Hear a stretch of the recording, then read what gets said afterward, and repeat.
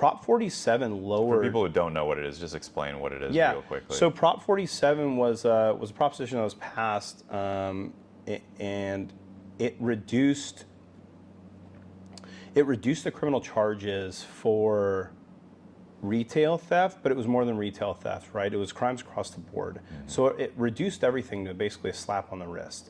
Now you have a pervasive issue. You have California leads the nation in homelessness. We lead the nation in vehicle thefts.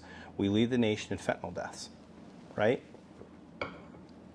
We also lose $8 billion annually since Prop 47, $8 billion a year lost in retail crime, right? $8 billion a year gone out the door, right? Every year, just in the state of California. That's all because of Prop 47.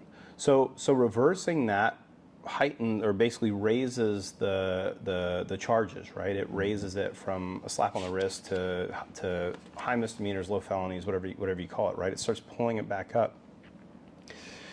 And you have to understand that by itself isn't necessarily going to fix the problem, but it certainly starts down the road of requiring some accountability. You can't just have people go into a store and do like a math calculation, like, oh, I got $900 worth of shit. Let me run out the door and nothing's going to happen to me anymore, right? Oh, I've got this satchel full of fentanyl pills. I just killed 3 people on the road. Like no big deal. It doesn't really matter. I can keep doing it because what's going to happen to me? There's actual tangible tools that district attorneys and courts can use at that point to get some accountability through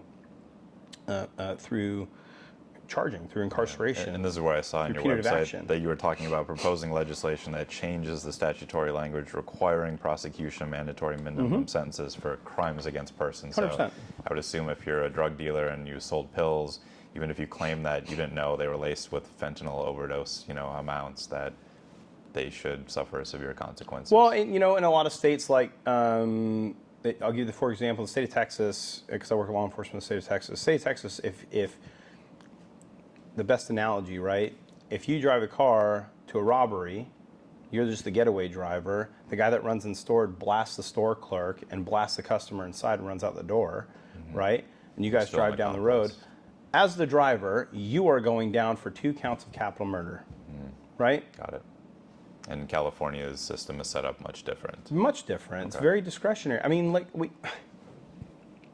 we have this soft touch white kid glove policy right now, thinking that like it's going to change the metrics and it's going to change the outlook. And I hate to say it, it all falls under the guise of this bullshit DEI equity nonsense, right? The numbers are the numbers. The stats are the stats. How you fix the problem is you address the root of the problem. If you have a hose with a giant gash in it, you have water pouring out of it, you're not just going to duct tape the shit and let it go, because at some point the seal's going to break and it's going to spew water everywhere, if not make it worse, right? You're going to, the way to deal with that is to address the issue to begin with, right? Fix the hose where it needs fixing, don't just patch it.